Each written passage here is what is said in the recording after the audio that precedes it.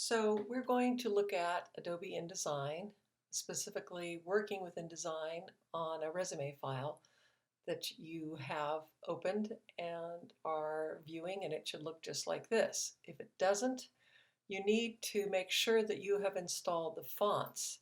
And I want to point out that when you open up this folder, if you open it up, you'll see that it came with links and with fonts. If you click open in the folder, it's requiring you to install Google Sans Bold, Medium, and Regular. And if you don't install these fonts, it's not going to look like how it looks on my screen. So let's go back here and take a look at it. I want to point out that the way this is built, there's attributes for the typography that are specific to the type of content.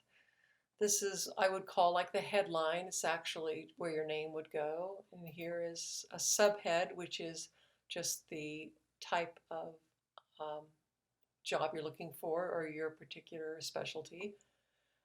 These areas here, statement, I would refer to these as subheads. They are subheads of this headline. And below these areas are what I would refer to as body copy.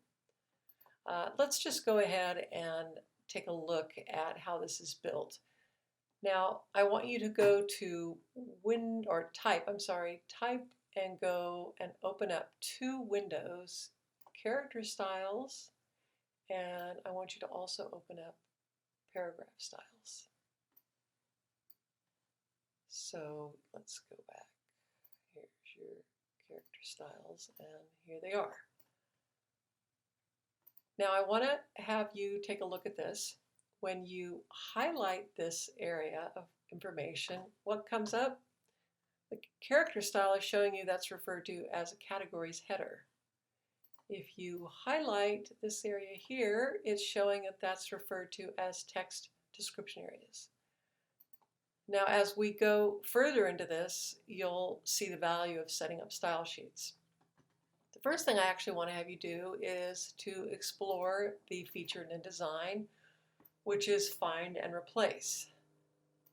So in order for InDesign to find something and replace it, we have to tell it what it is we're looking for.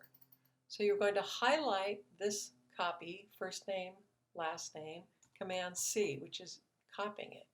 And then you're going to do Command F, which brings open the Find window.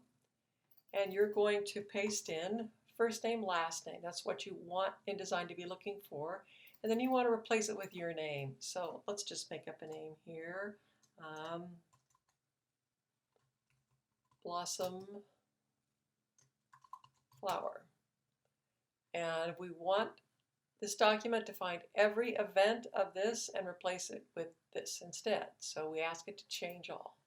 And it told me it searched around and it found two areas that these words were being used and it replaced them, and we click OK. Done.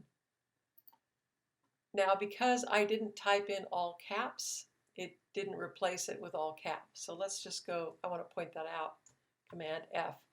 See, I didn't have all caps. If I want that to be all caps, I need to actually hold down my Shift key and go Blossom Flower and change all. Okay, done. The next areas you want to change to real information are areas like your phone number, your email address, and the URL to the Wix portfolio you're building.